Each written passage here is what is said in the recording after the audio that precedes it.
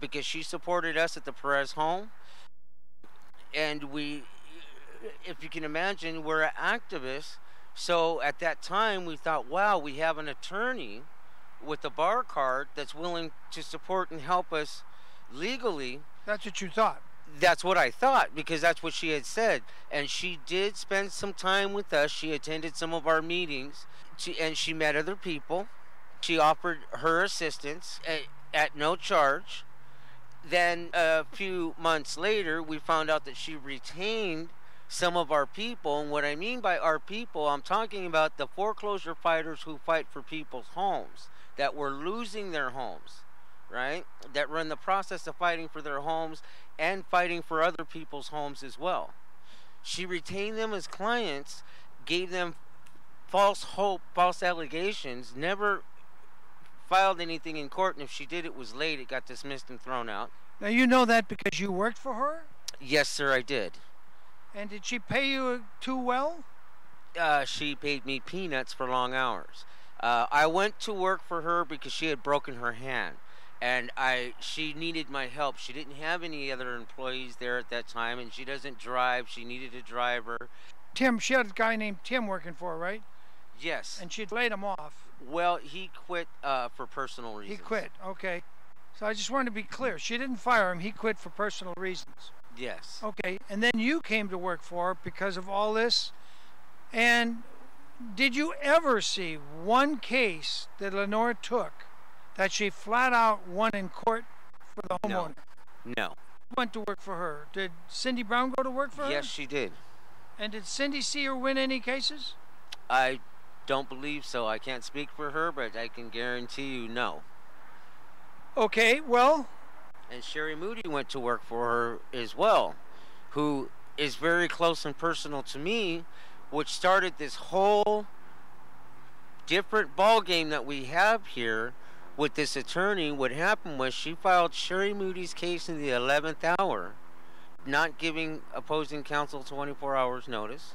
So it got dismissed and thrown. I knew that it got dismissed and thrown, and I knew that it happened. So I told her what she did was wrong. She had a placard on her desk that honors her service as an attorney. I twisted that placard and I go, why don't you honor what this placard says, and what is it doing here? She accused me of picking up that placard, holding it over her head, filed a restraining order against me, which was dismissed with prejudice, and I was awarded $1,000 in attorney fees. She has also filed more TROs, temporary restraining orders, for the very foreclosure fighters that we have sat together in the trenches, and we have helped people. And a lot of times when we help people with foreclosures, it's helping them pack up their stuff, because we lose. We have very few wins, but we fight like hell for the people. And these people give up their time. She's attacked the very people because I held her accountable with Sherry Moody's case. She had dismissed her clients for being friends of mine in different foreclosure groups. Oh. She had fired them because now, because I'm a social media journalist, I told her that what she did was wrong. I was warned by a couple of people that Lenore Albert is not doing what she says she's going to do, and she's doing late filings, and she's not honoring her word with this, and she's taking people's money and not being held accountable, and she's not winning any cases, and she's filing her cases late. You never saw her win a single case? No, and I'm ashamed to say that somebody very near and dear to me who warned me, I didn't listen because I believed her lies, that the reason why this and this happened, she had every excuse in the world. But when she did it in front of my face with Sherry Moody's case, because I'm an eyewitness to her lying to Sherry Moody on the phone, telling her that she was working on her case. Don't worry. At that time, I lived with Sherry Moody. All right? So I would go home and Sherry Moody would ask me, what's going on with my case? Lenore's not returning my cell phone calls. She's not returning my text messages. I have a court date coming up. Hello? How come I'm not in her office sitting down going over getting the paperwork ready with her? How come she's not? And when I talked to Lenore, I got all of her paperwork together. Lenore had told me that don't worry about Sherry Moody's case.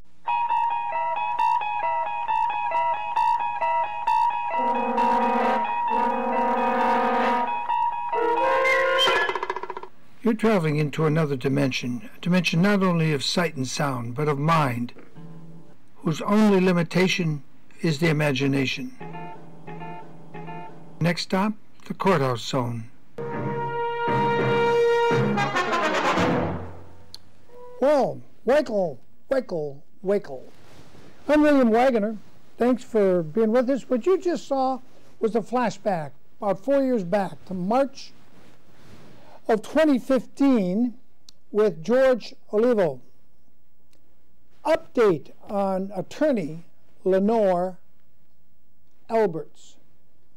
There is bar complaints against her pending right now. And I am sending in my own affidavit against Albert. I never had a case with her, but I covered several cases she was involved with. And like George said, she came onto a group, said, hey, I'm your attorney.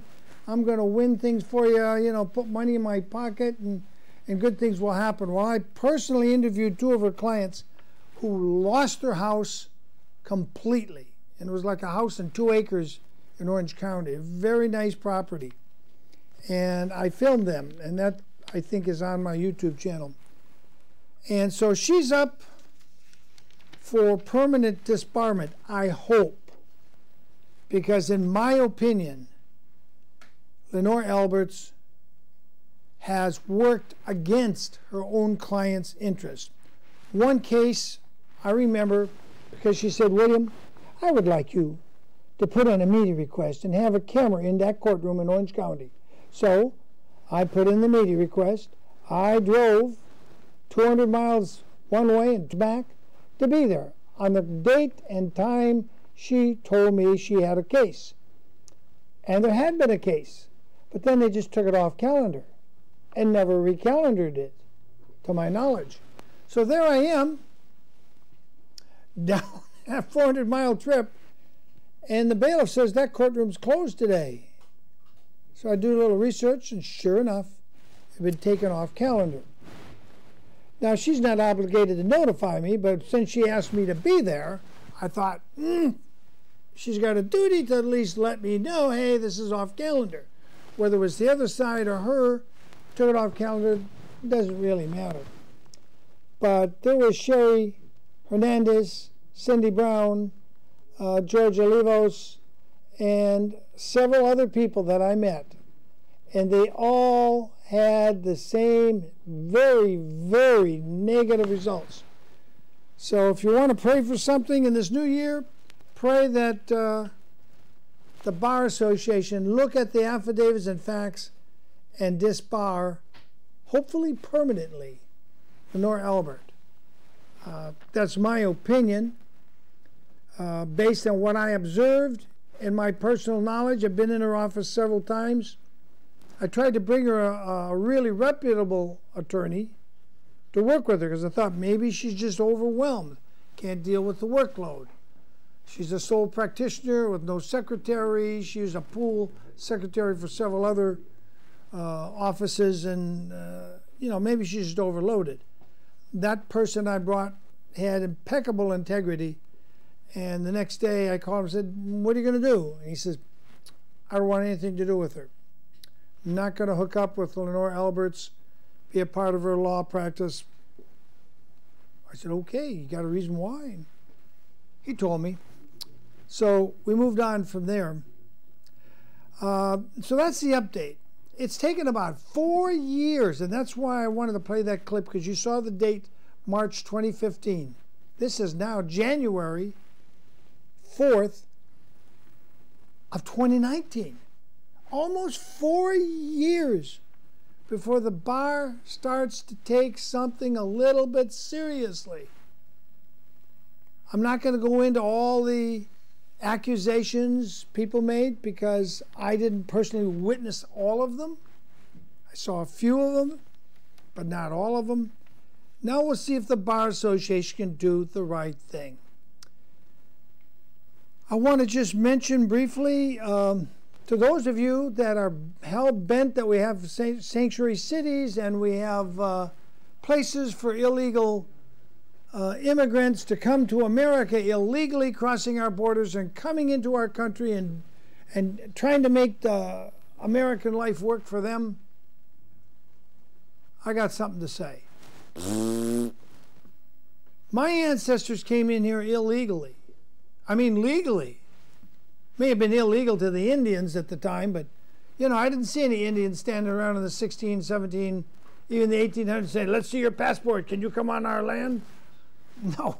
Indians should have demanded passports and said, you go back and get a passport. Papers, please. Yeah, papers, please. So my ancestors came, at least the Wagener ancestors came, and I believe the Desjardins ancestors came completely legally. They were legal immigrants. This guy you're looking at here has a name, I think it's Mendoza. I think it's Virgil Mendoza. He came in here illegally. And the next picture I want to show you is the police officer who came here legally, a man named Singh.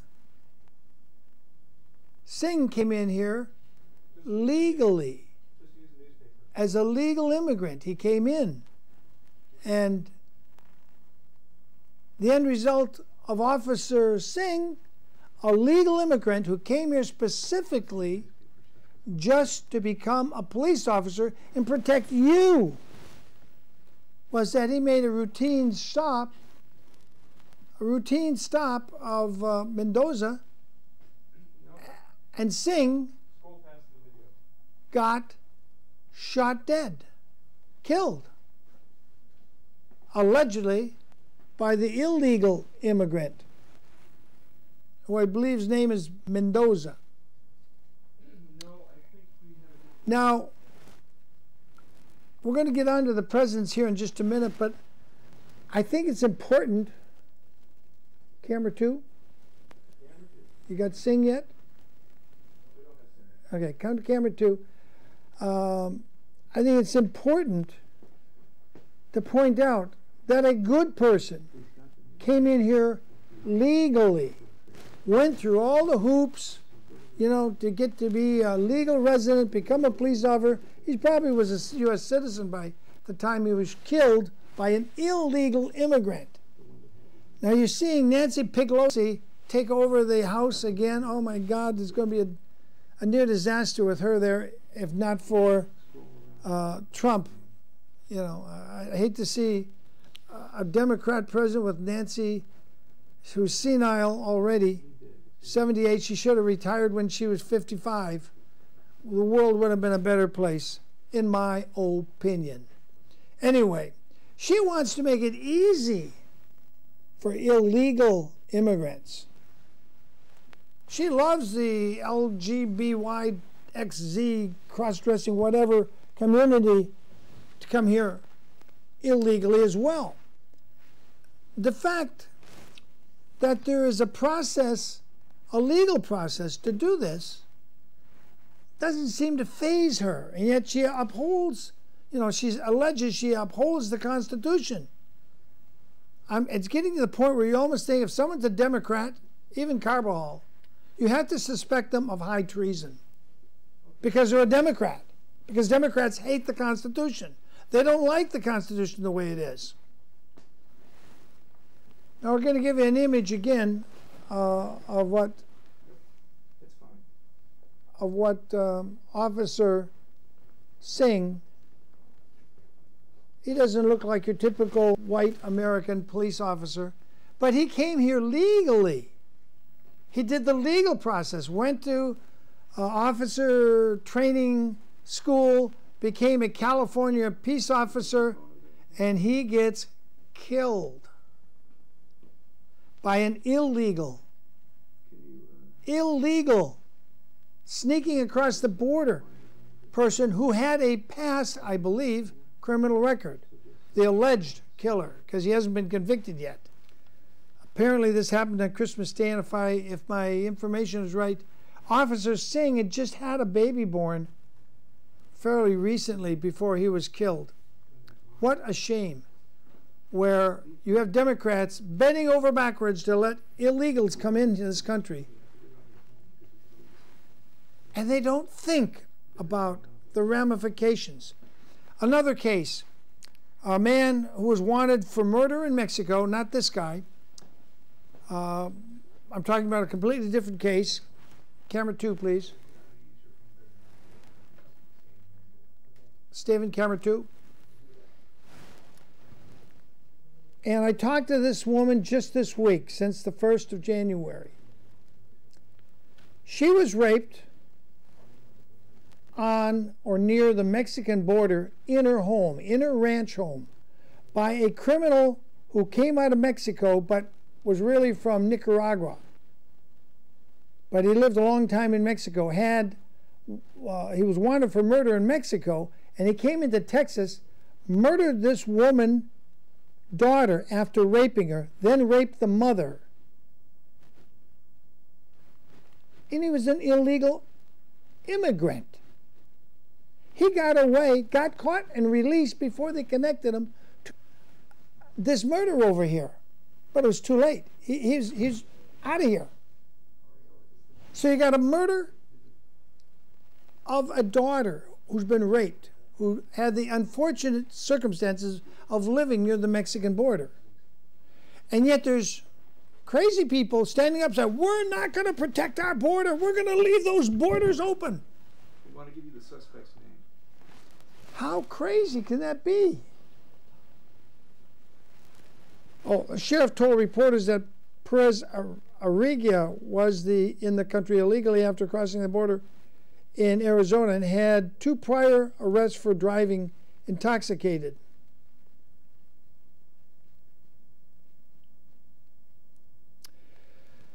And Perez Arriguia was arrested in Bakersfield in connection with Wednesday's shooting of Corporal Ranil Singh, Officer Singh, of the tiny Newman Police Department in Stanislaus County. Sheriff Adam Christensen, whose agency is leading the investigation, states that. But that's not the case I'm talking about down in Texas on the Mexican border, where the mother and daughter were both raped and the daughter was murdered. And that person is still at large. Had there been a wall, it's unlikely he would have been able to murder the daughter and rape the mother as well. Not this guy who killed Officer Singh. But for all I know, they could have been friends and buddies. So this is a serious issue. Now, as to Trump, I support building the wall.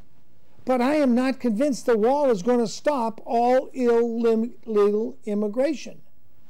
There was, I don't know if there still is, but there was a massive problem with the drug cartel running up along the California coast from Tijuana at night, dropping off floating packages of heroin and letting them wash ashore, where other people would pick them up before the sun rose, or just as the sun was rising. And it was hard for our interdiction people to catch those guys. We know for the last 20 years, drug smugglers and human traffickers have been tunneling under the border and coming up in some private house on the American side. This is old news. So building a wall up isn't necessarily going to stop it all, but it's certainly going to discourage and diminish the numbers. Then we'll have to figure out a way to sense tunneling. They have equipment now that tunnels very quietly. But these are issues that have to be solved. But will the wall, whether it costs $5 billion or $10 billion, stop all illegal traffic into our country? Probably not. I can live with that.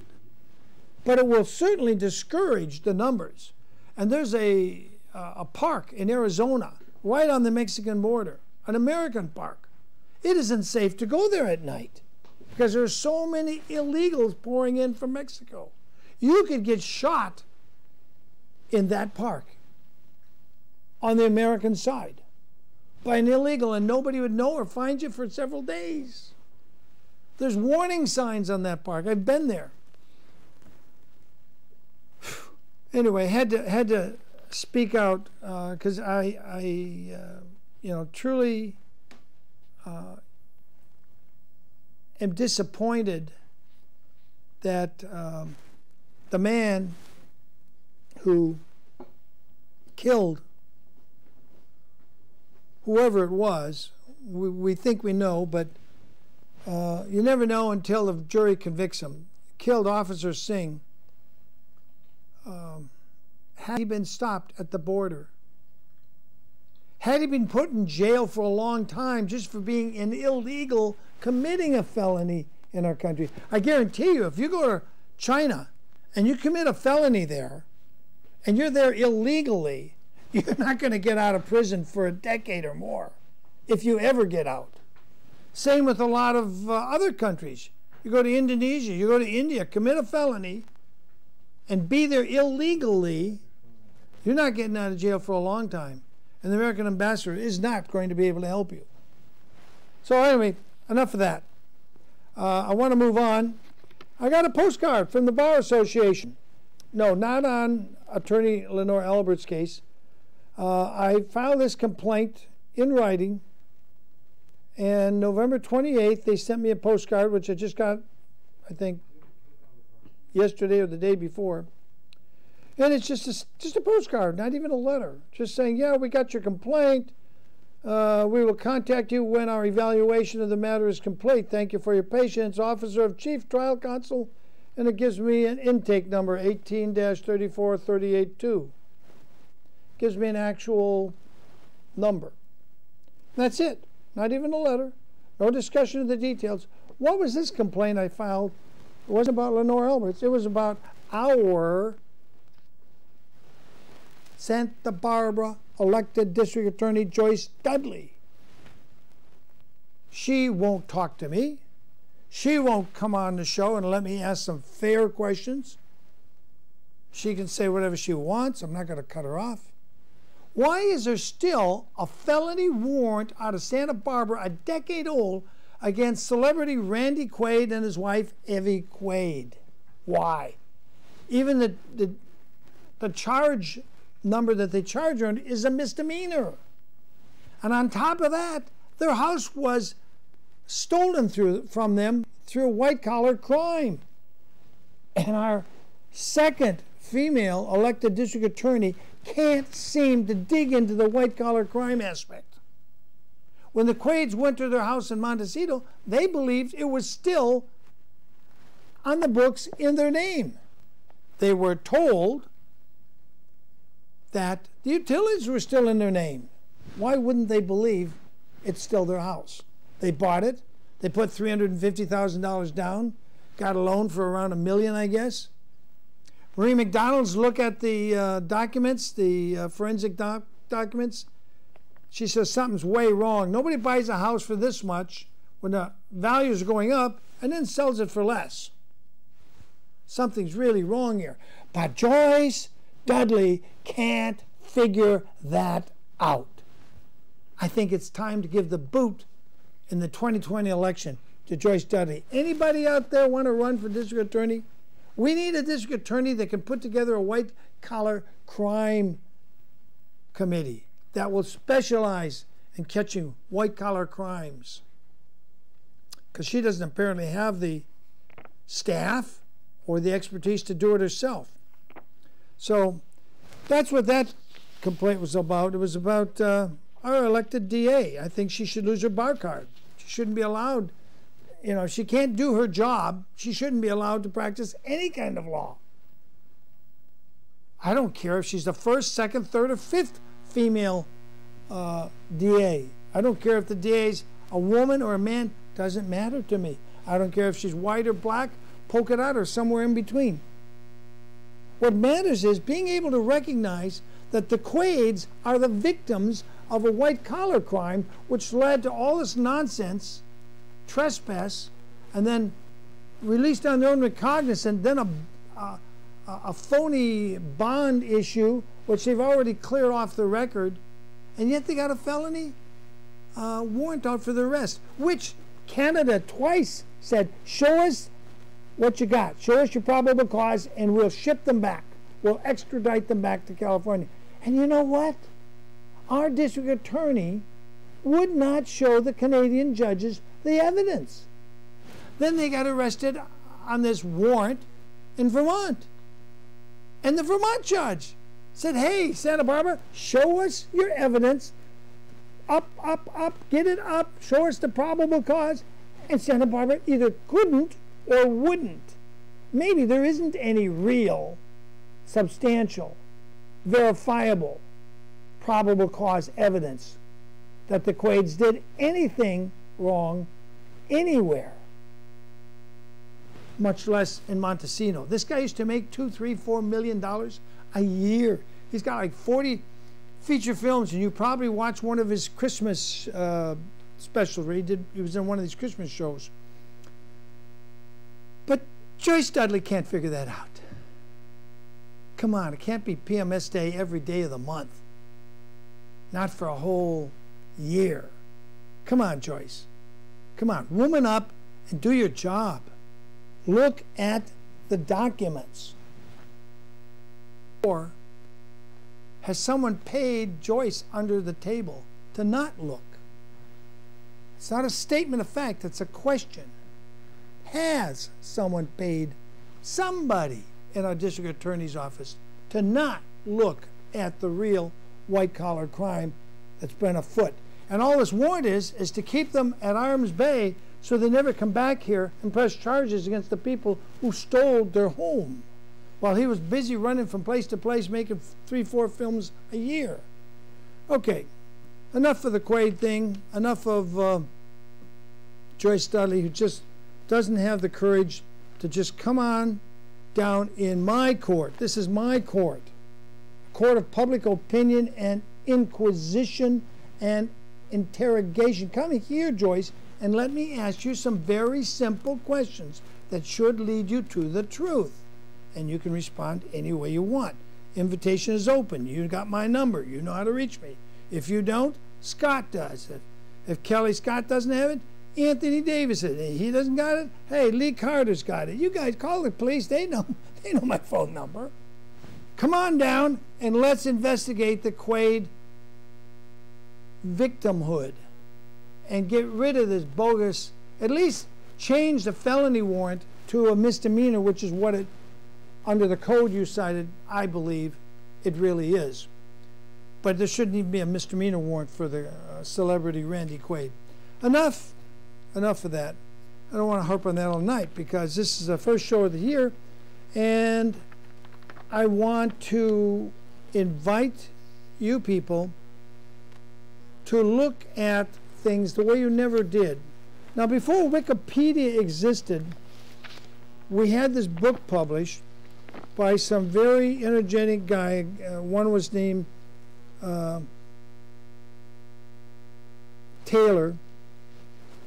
It's called The Book of the Presidents.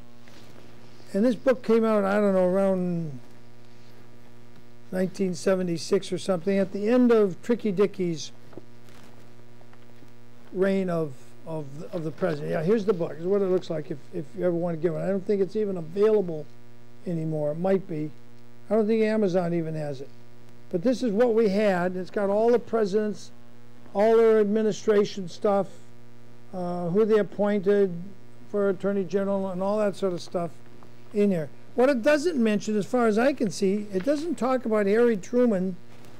You know, Harry Truman was the president that got the presidency by default because Franklin Delano Roosevelt died in office.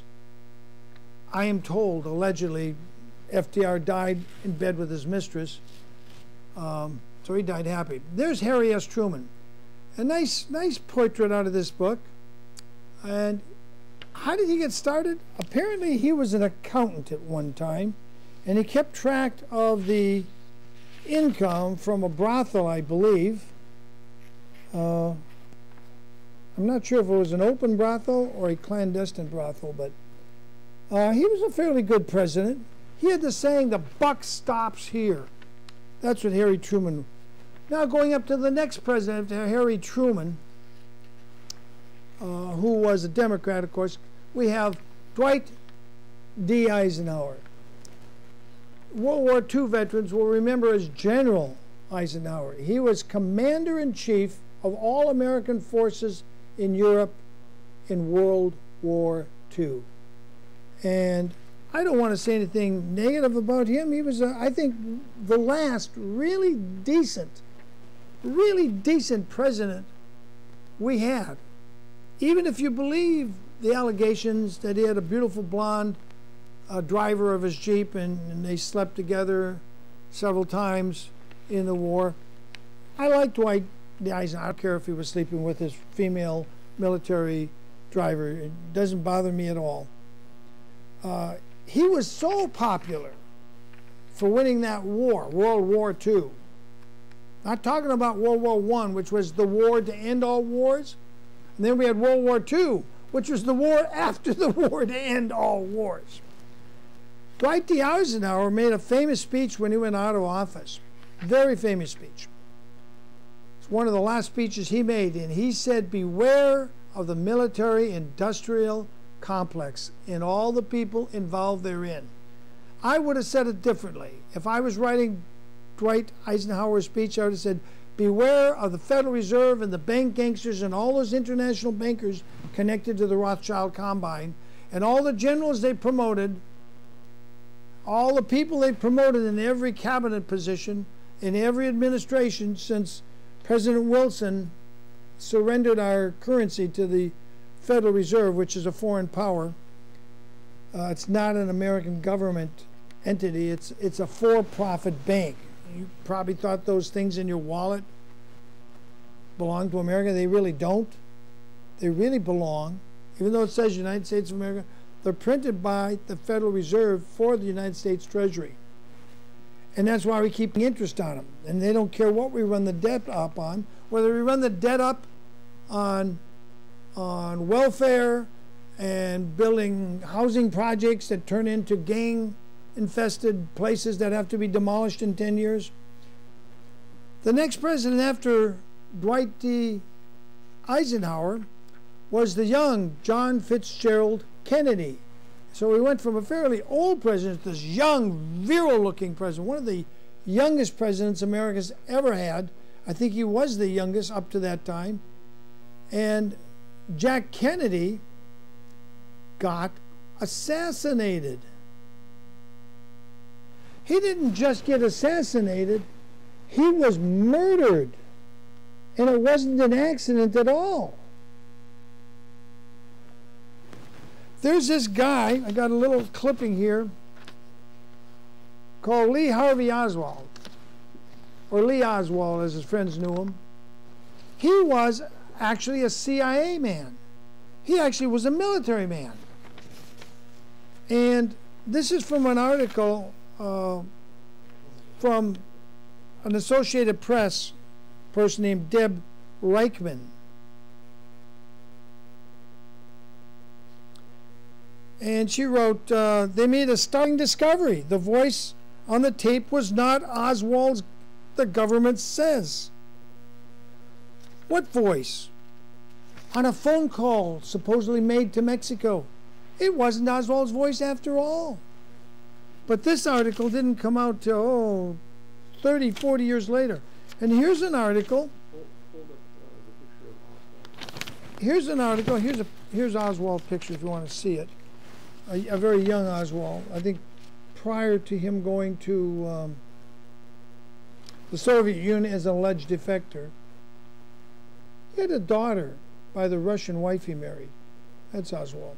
Wait a second. Here's an article, Monday, November 22nd, 1999, out of the Santa Maria Times, which I don't hold in high repute, but they're saying the same thing. He did not make a phone call to the Soviet embassy. Duh. I figured that out back in the 70s. So Oswald did not kill this man, John Fitzgerald Kennedy. He did not kill Kennedy. He was the fall guy. When something's really well planned and slickly pulled off, you can almost be sure it was either the KGB or more likely the Central Intelligence Agency, which, as I've said for years now, over and over, they do not work for you. or me or America. They work for the best interest of the bank gangsters to create as much war as possible. Now you're probably thinking, oh, Mr. Wagener, how can that be? You really blew a fuse. You're way out of your hat, you know. No. The CIA does massive misinformation. Their specialty is lying to spies who are spying on America, giving them bad info, setting up countries to have revolutions so the banks can go in and take control of the assets.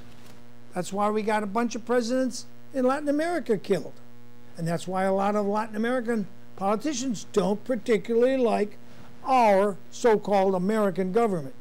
Remember, you and I have almost nothing to do with our own government. We, the people, have lost control of the apparatus. The CIA decides who's going to run this government. And the CIA may get paid with your tax dollars, but they work for the Rothschild bankers.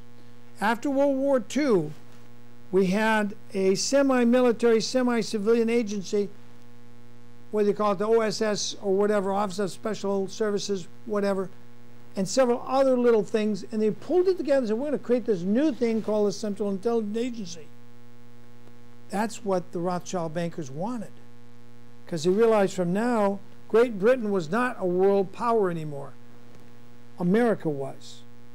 Britain was badly damaged, not destroyed like Germany and France, but badly damaged, and needed time to recover. They couldn't even protect Australia. General MacArthur had to go into Indonesia to keep the Japanese from invading Australia. They even made a movie about that. So you have JFK. And what's JFK about? Well, there's JFK, young, handsome. I mean, he's like one of the youngest presidents. No white hair on him when he takes office. In January of, I think it was 1961, and by November 22nd of 1963, he's dead. Got hit right here from a guy down, shooting up out of a drain gutter in the side of the street. It was not the guy in the grassy knolls. The guy up on the building missed, and his bullets were later identified, but he was brought in from Europe because he had no criminal record. He missed.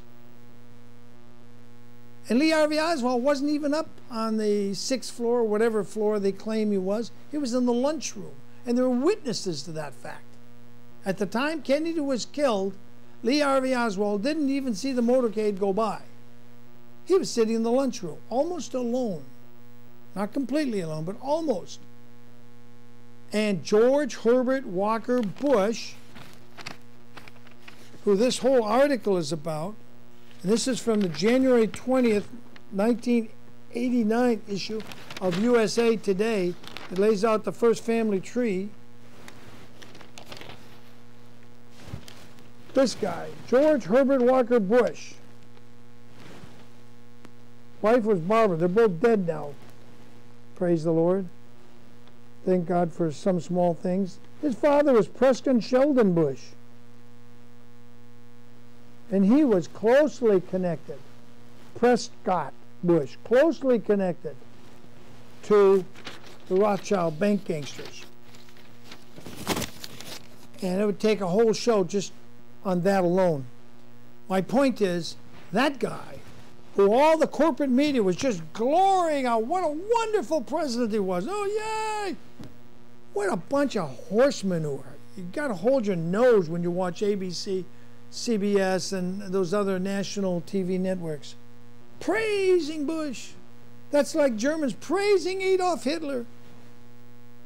Or Italians praising, the emperors of Rome who did most dastardly deeds. Crazy stuff. That's when you realize the same people control the national media, control your national politicians. Why? Because when you run for president, it takes millions and millions of dollars. Who's got that kind of money? Not me, not you, maybe 20 billionaires, but they don't want to spend it on politics, most of them. They want to spend it on their luxury lifestyle, making millions into billions. Who's got that money? Who creates that out of thin air? The Federal Reserve Bank and their owners, which is the Rothschild banking combine. George Herbert Walker Bush may have been the titular president, but the real president was the Rothschilds.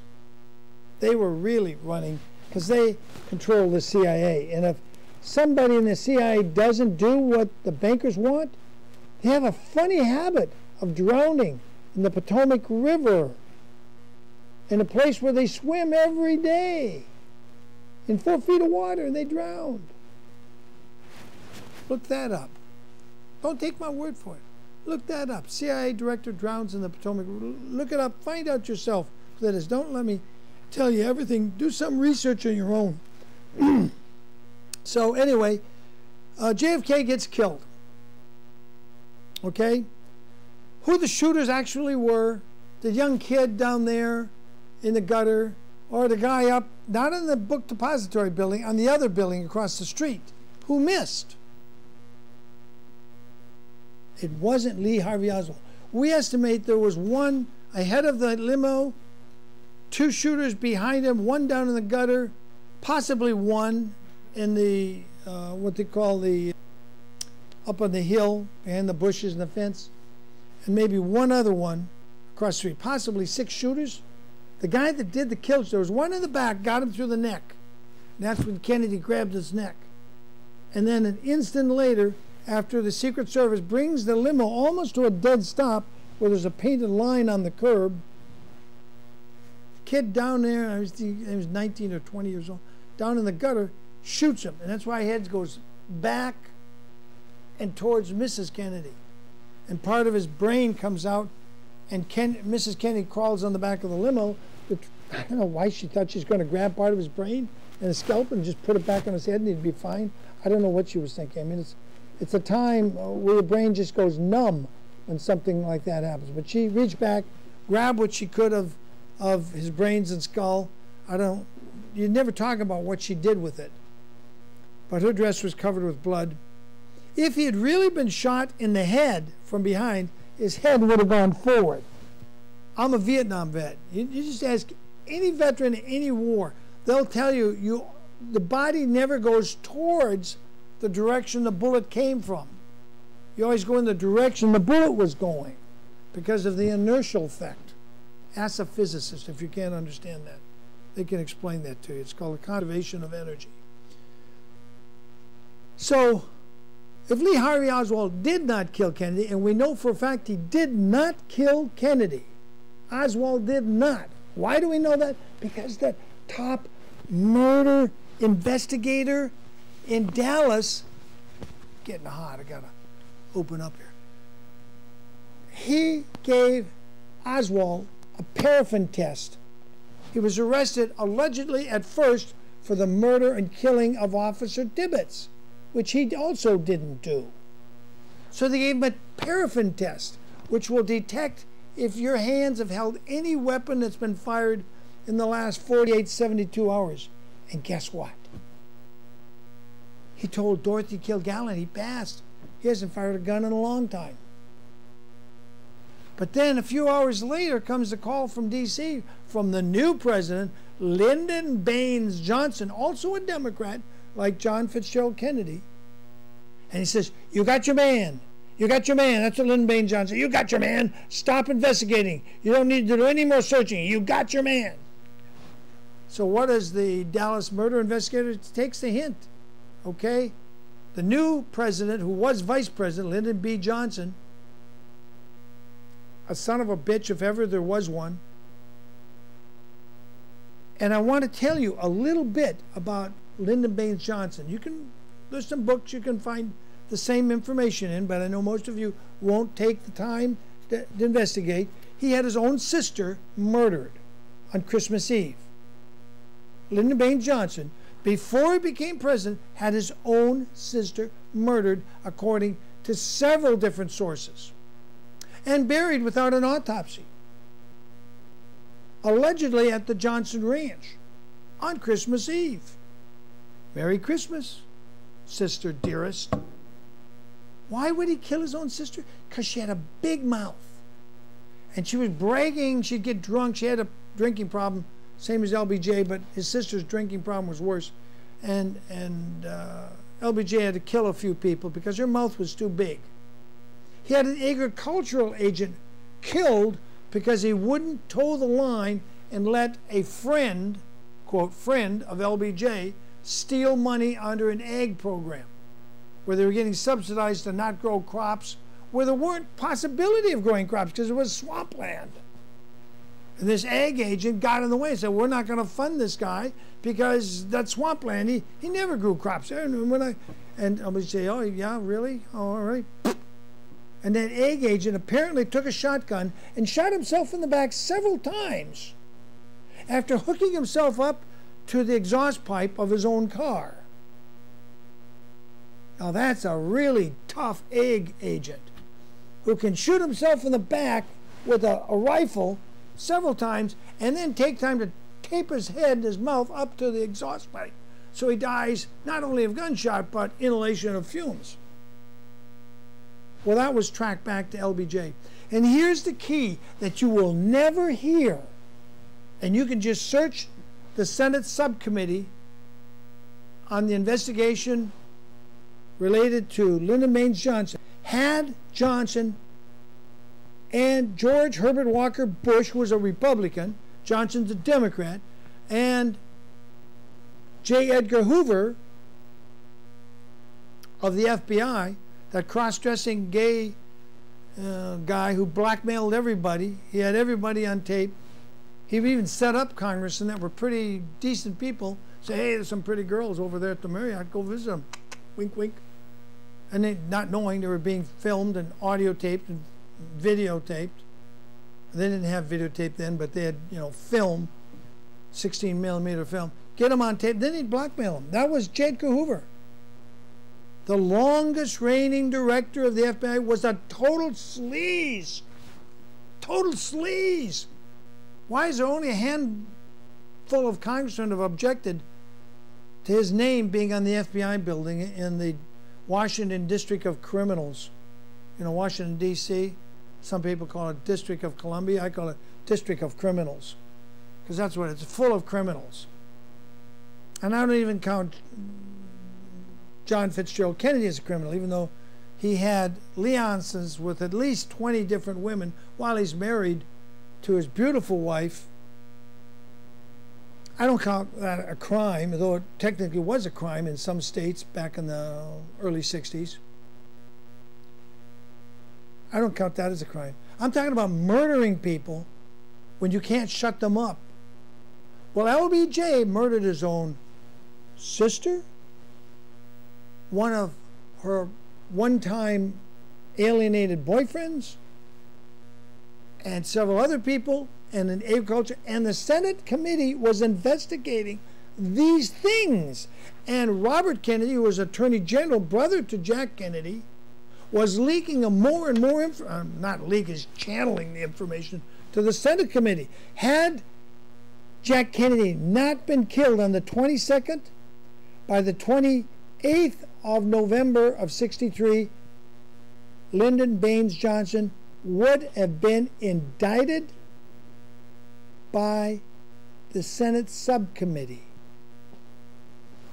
Then a U.S. Attorney General would have been appointed to prosecute him.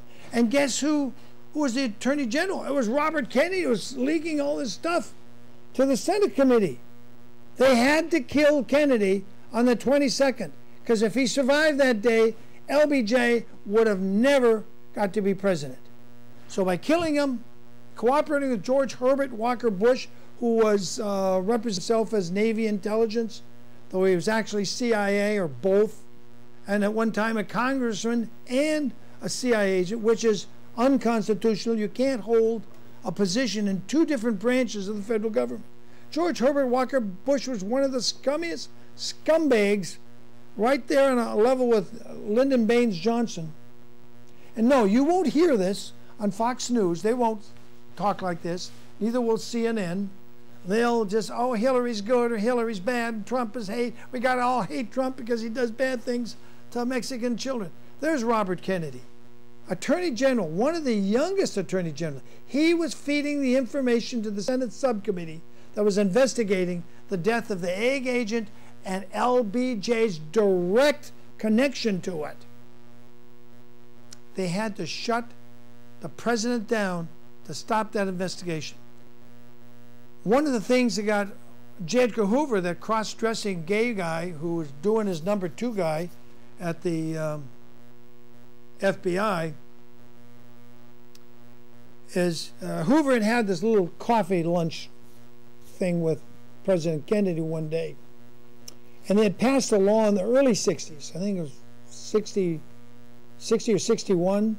Don't remember exactly when, but they had this mandatory retirement age. They wanted to make it mandatory for people, even especially in government, to retire at 65. There was an exception. If the president gave you a waiver, you didn't have to retire. If the president said, you're so valuable to national security, we're not going to force you to retire at 65. Well, Hoover was getting to that point where he had to retire. So he had this little coffee clutch with Hoover. And J. Edgar Hoover, that fat little pus sack, there he is. J. Edgar Hoover, one of the most devious, blackmailing scumbags our government has ever employed. He had this little coffee clutch with President Kennedy. And Kennedy said to him, Kennedy shouldn't have done this. It isn't a crime, but it was morally reprehensible. Kennedy said, oh, don't worry, J. Edgar. When you hit 65 next year, I'm going to give you a waiver, and you won't have to retire. You just continue on as, because he also had blackmail stuff on Jack Kennedy. Well, a day or two later, Kennedy is on the phone with his brother, Attorney General Robert Kennedy. And the two of them are saying, as soon as we win re-election in 64, that little fat pus sack, I don't think that was the exact word they used. We'd have to go listen to the tape. J. Edgar Hoover, he's out of here. We're going to fire him as soon as I win re-election. And we're pulling out of the Vietnam War. All this, is on one tape. What Kennedy, Jack and Robert didn't know, as J. Edgar had tapped the president's line and the Attorney General's line. He had them both wiretapped without their knowledge. Isn't that a crime? Hello? Isn't that a crime? I mean, if I wiretapped your phone because I thought you might do something against me, isn't it still a crime for me to wiretap you without your knowledge? Without you having a scintilla? I mean, Robert Kennedy thought, I'm Attorney General. They can't tap me. I'm Attorney General. And President Kennedy said, oh, I'm President. Nobody can wiretap me. I'm President. They'd have to get my consent. Well, Hoover did it anyway. They had no clue. And then Hoover listened, and he heard how when they win the 64 election, when Kennedy's re-elected in 64, he heard them saying, yeah, we're going to get rid of LBJ. I'm going to get a congressman out of Texas, another guy, to replace LBJ, so we'll carry this out, and LBJ will be on his way to prison. It won't be our problem anymore.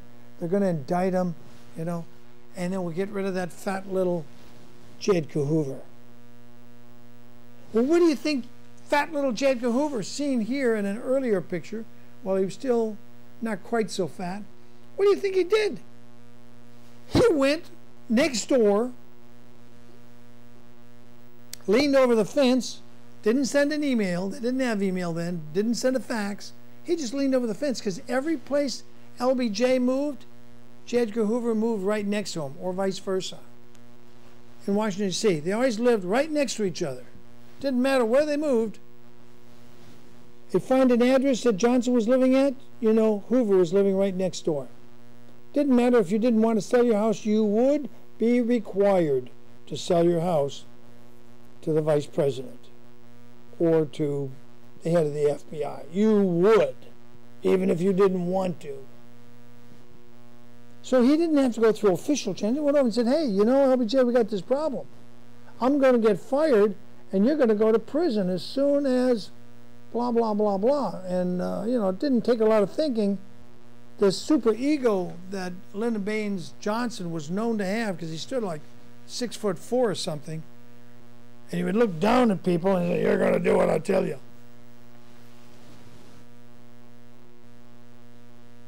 LBJ. It didn't take them very long to think, we better go talk to the guy at the CIA, which was George Herbert Walker Bush. Between them and a guy named Clinton Murchison and some other people, they all had a vested interest in Kennedy dying as soon as possible. And what did the banks have to do with it? Well, we were running up a huge national debt fighting this Vietnam War, which was getting higher and higher.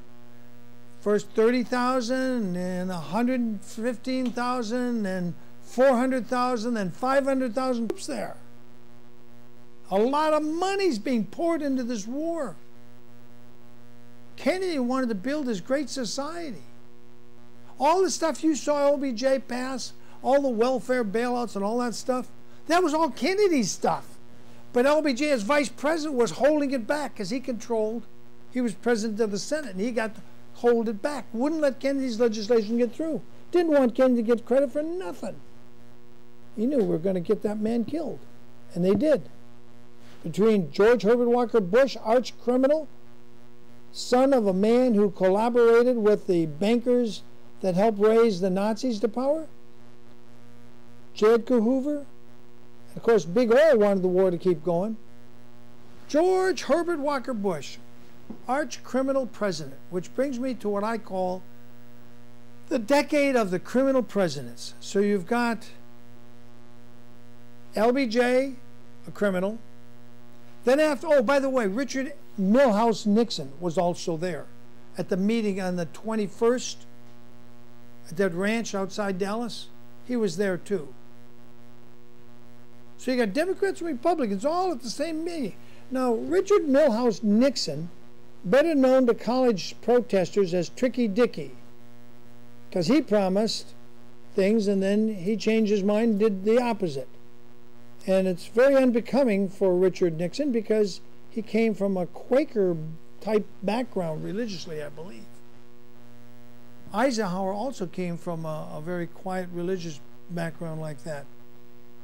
So here's Tricky Dicky, who had been vice president to Eisenhower, at the meeting the night before JFK is murdered in the motorcade, which wasn't supposed to go through Dealey Plaza. That's why when you watch those film footage, there's almost nobody there. But just 3 or 4 minutes earlier, they're going down that main boulevard, the people were lined 3 and 4 deep. And then they do a turn that wasn't supposed to be in the route.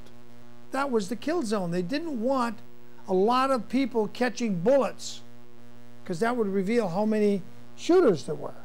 They didn't want a lot of people. They wanted as few witnesses as possible. That's why the turn through Dealey Plaza, which wasn't on their scheduled route. I can tell you, Jack Kennedy did not know when they made that turn that wasn't on the route. So we got this really crooked president now, Lyndon Baines Johnson, who killed at least 8 people, according to several books. Killed, murdered, had them killed to get the power, to get to where he could be vice president and then take the presidency with the murder of his own Democrat Kennedy, Jack Kennedy, the youngest, handsomest president we had ever had up to that time. So LBJ ups the war instead of de-escalating the wars. Kennedy, he ups the war. The bankers are gloriously happy. Why? Because we're borrowing masses of hundreds of millions, which used to be a lot of money. Back in the 60s, $100 million was a lot of money. It doesn't sound so much today because there's homes that sell for $100 million. But you could finance the Vietnam War for many months on $100 million back in those days. So LBJ gets the presidency. He finishes Jack's term, and he gets ready to do a term of his own. And the anti-war protests get so loud by 1969, 68, 69, Nixon is elected when LBJ goes on speech and says, I shall not accept and I shall not run another term for the presidency. And I'm sure there are a lot of hardcore Democrats that's, oh, we need him. Oh, I hope he doesn't mean it. Well, he did mean it. He couldn't stand the names they were calling him. And he also had to live with the legacy that he was part of the assassination plot. Not a peripheral. Not somebody who's, oh, I saw someone do something. He was a key player. Now, there's this video this guy has, and I want you to hear what he had to say about the Republican part of the plot to kill Kennedy. Let's roll it. Wait a second. So 54 years later, after the assassination of President John F. Kennedy, they're still not releasing all the files? Do not be misled by this word addresses. Nobody is or was asking for any addresses. All you have to do is look at the details, which is that the FBI, the CIA, and other unnamed agencies, let me guess, the NSA, deemed that this information was sensitive to national security. So the question becomes, who on earth are they protecting? Whose identity? Never mind the addresses. 54 years later, do you want to know whose name is in there? I guarantee it. George H.W. Bush. That's right, former president and former CIA director, who's already been linked years ago through a declassified document that shows that he was involved in the investigation of JFK, which of course he denied and said that it must be a different George Bush. And years later, when questioned about it again, he refused to comment on it entirely. And although George H.W. Bush would become the director of the CIA 13 years after the death of JFK, at the time of JFK's death, he was indeed a top-level CIA agent. In fact, even briefing President Dwight Eisenhower, who of course was the president before JFK. So when you take into account that he's already been linked to the investigation, that he was a top official, which obviously anyone investigating the death or homicide, the assassination of a sitting president, would be assigned to top-level officials, which he was. He denied it, and here we are 54 years later, and the CIA, the FBI, and other agencies consider it critical to national security. This in itself is a complete admission of a cover-up. Think about it. Someone who was a president and the director of the CIA would have incredible knowledge and information that the general public would not have. And for some reason, they still don't want the general public to have all the information. If you're not aware, George H.W. Bush's health is rapidly deteriorating. If you haven't heard, there are rumors going around that his mind is going, that he has become senile, he's saying weird things, and he's not completely coherent. So considering the fact that he was the director of the CIA, just imagine what he knows, even more things than presidents know. And he's going senile. Isn't it possible that they're afraid he might say something?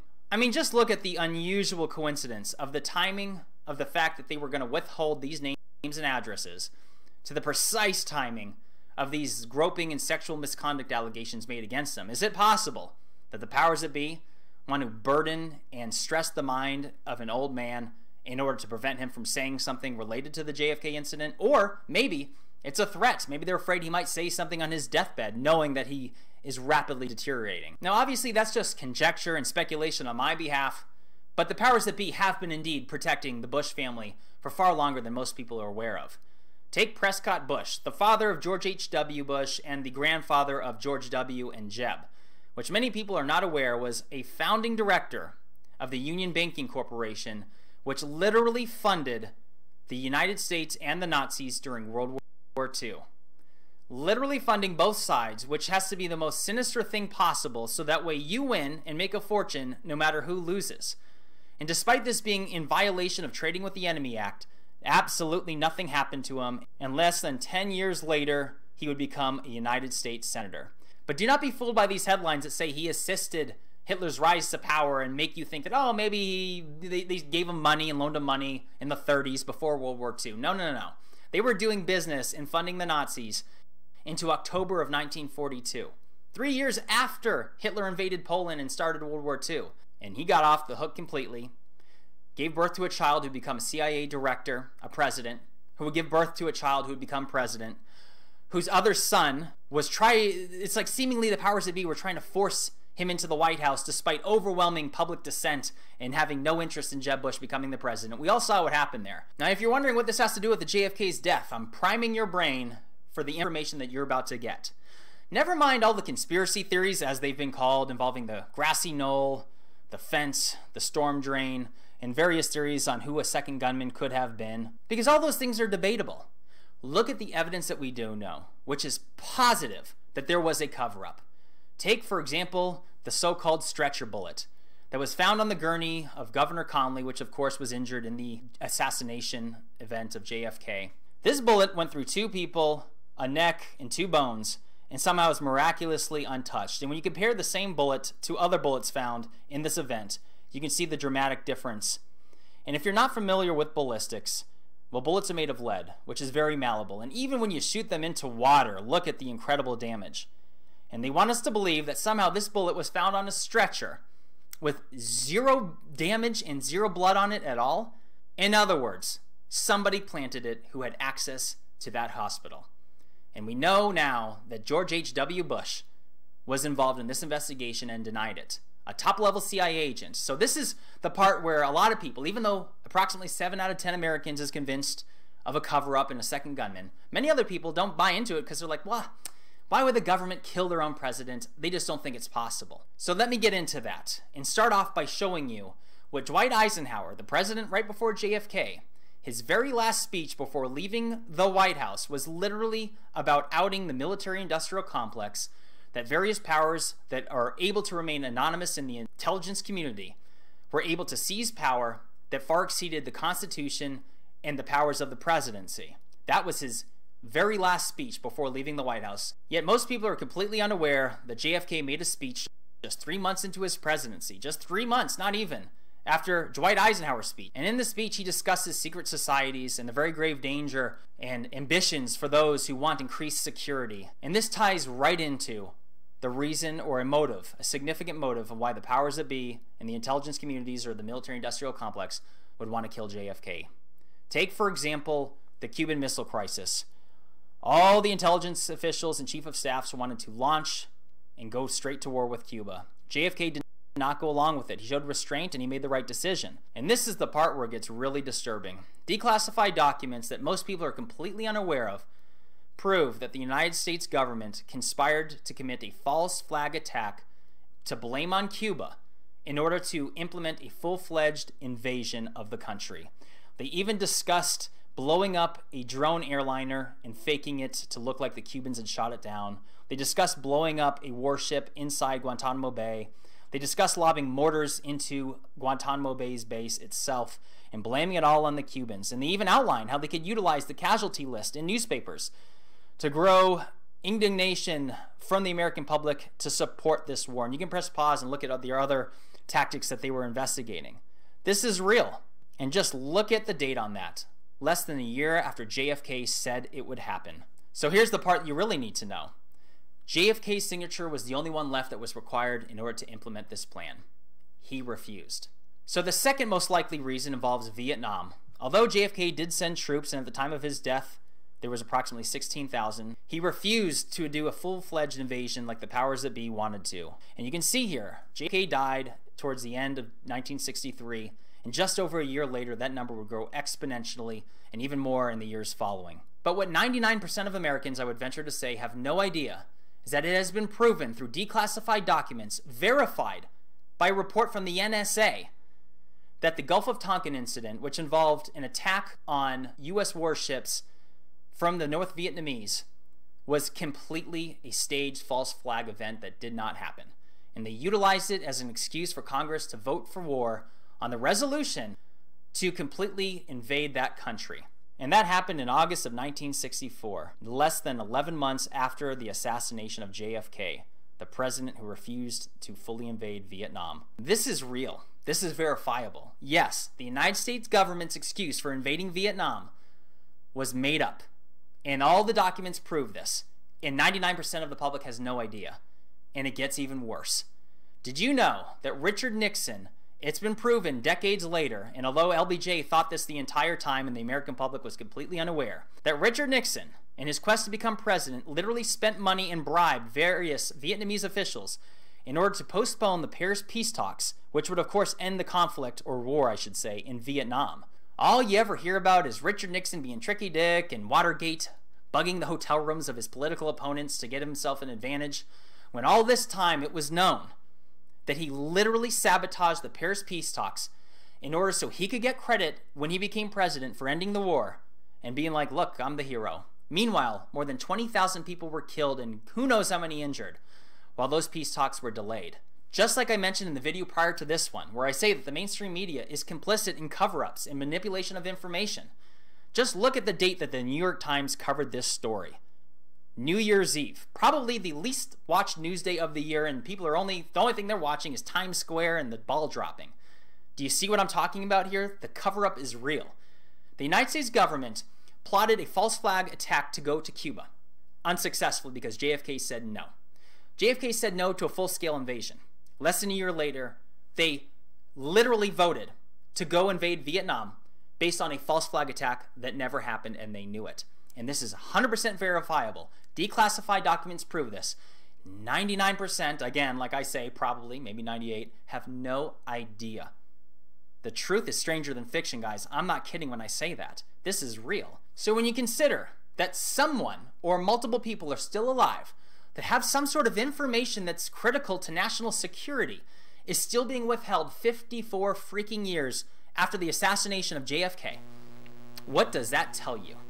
When you look at the incredible coincidence of timing involving the George H.W. Bush groping allegations to this, when you consider the fact that he is obviously a person of incredible knowledge and information that the general public does not have just from being a CIA agent and president, and that his mind is going, and you start connecting the dots on all these possibilities, it becomes abundantly clear that this guy is somebody that knows far more about the death of JFK than the American public.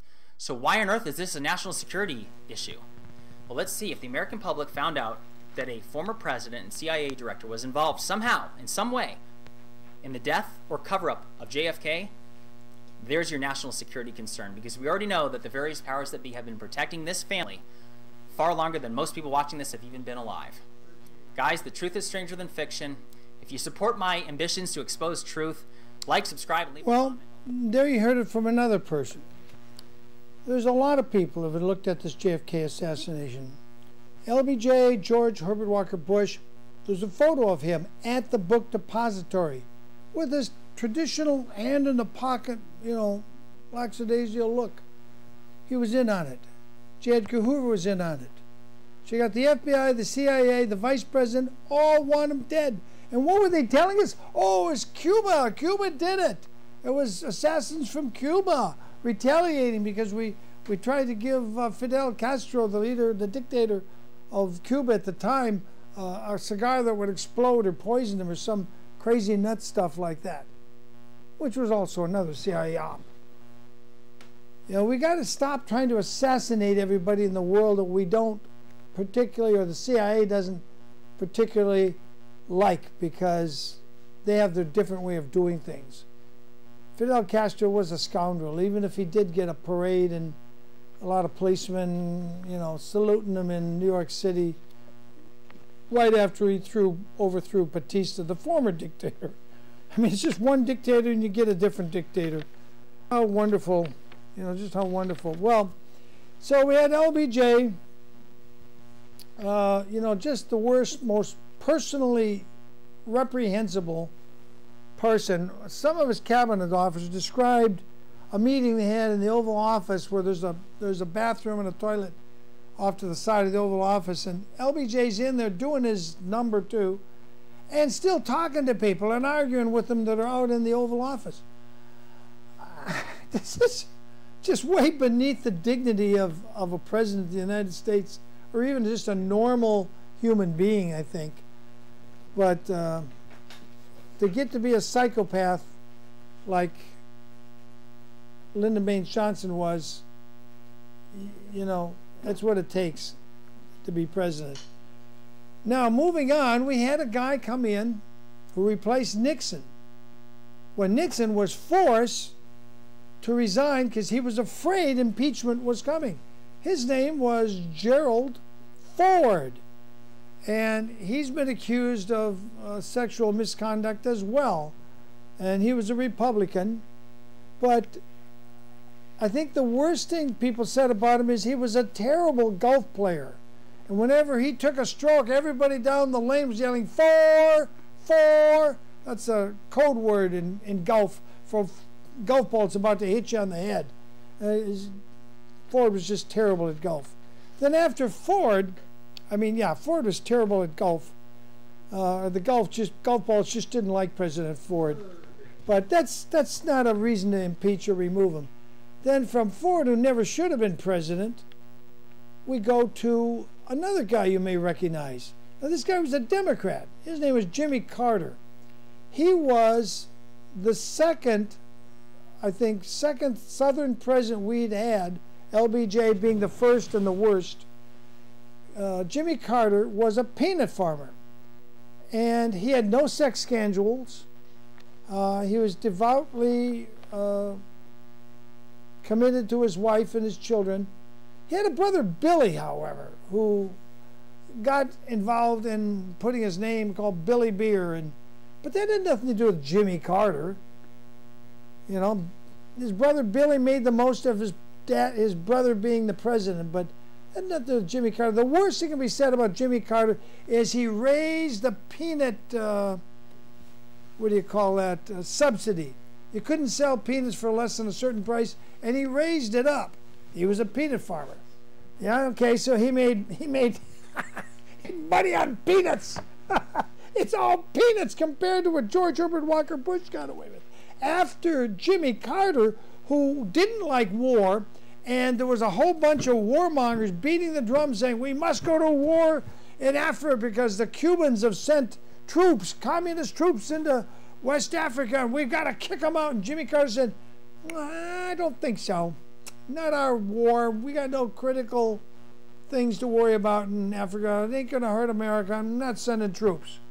Well, the bank gangsters didn't like that. The CIA didn't like it because the bank gangsters didn't like it. The Vietnam War had ended, and they wanted to rev up the huge loans again to our government that we, the taxpayers, have to pay taxes till we're dead, paying off the national debt, which cannot be paid off. And I'm hoping, praying, this year of 2019, our current president, the Donald, will just say we're negating the entire national debt. But anyway, getting back to Jimmy Carter, that's the worst I can say about Jimmy Carter.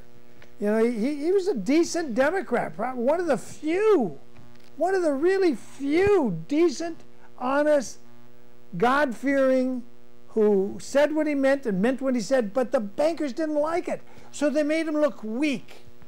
And certain people directly connected to the CIA, which is controlled by the bankers, arranged for our embassy to be taken over in one of those so-called terrorist cities. I think it was called Tehran in Iran, which is not Arabic. Rick Steves just did Steve Ricks just, what's his name, Rick Steve or Steve Ricks?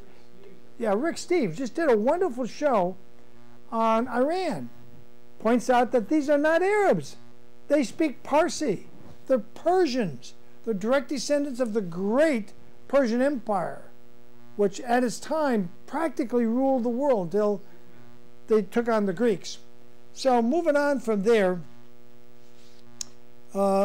Jimmy Carter's made to look weak. So then they brought up Ronald Reagan. Now, Ronald Reagan wasn't the bank gangster's choice, but he was the people's choice, and the people loved his one-liners. You know, he'd be attacked by a political opponent, and he'd have a one-line comeback that made everybody laugh and took all the tension out of the air. Ronald Reagan was a great guy. He was going to abolish the Federal Tea Tasters Board. He was going to have a balanced budget. He was going to be a true conservative and reduce taxes and reduce spending, reduce the national debt, all this. You know what the banker said? He got to die. He got to die. And guess what? We forced him to take George Herbert Walker Bush as his vice president. So you got the same scenario. Reagan wants less war, just like Kennedy wanted less or no war. Kennedy got replaced by LBJ, a murderous scoundrel, if ever, and we got Reagan shot. He was not supposed to survive. And one of the Bush family members, go research it yourself, I'm not telling you, was having dinner with the shooter's mom and dad. Like, I think the day before or the evening before Reagan gets shot. Like within 72 hours. What a coincidence. So even though he shot the president, he did not get the death penalty.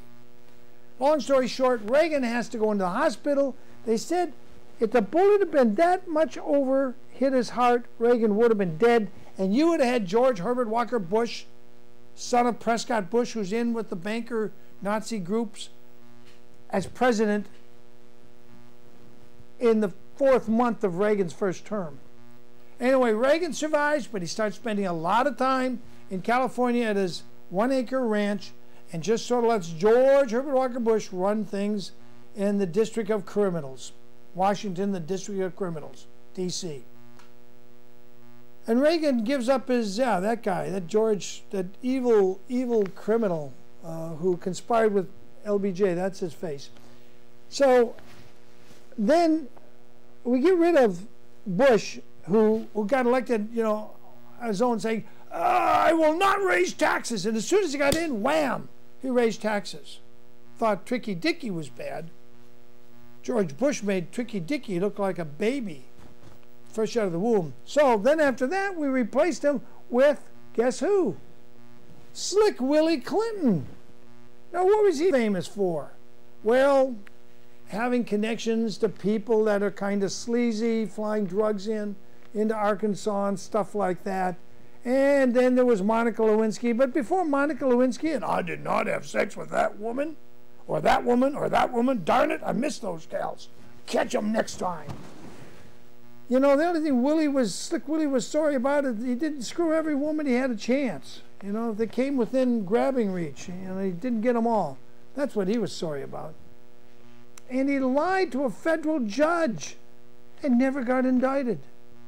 That's a felony, to lie to a federal judge. I did not have sex with that woman.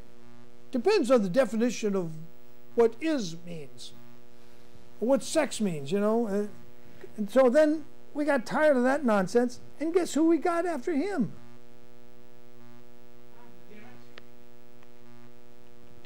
We got another Bush. The son of the first Bush, George W., who couldn't speak 2 sentences in a row without a voice coach whispering in his ear. This guy had to be a joke, except the joke was on America. Well, we got rid of him finally, and guess who we got? Can you believe it? We got a guy born in Kenya who claims he was born in Hawaii, but the woman who was going to testify to Congress about his birth certificate drowned just 2 weeks before she was supposed to show up. And now we come to, since LBJ, with the exception of Reagan and Jimmy Carter, we've had presidents who are just plain criminals. And I wanted to show you something. Let's run that and we'll go out with that DVD. This is from Fathers Without Justice. People, I want to thank you for joining me today.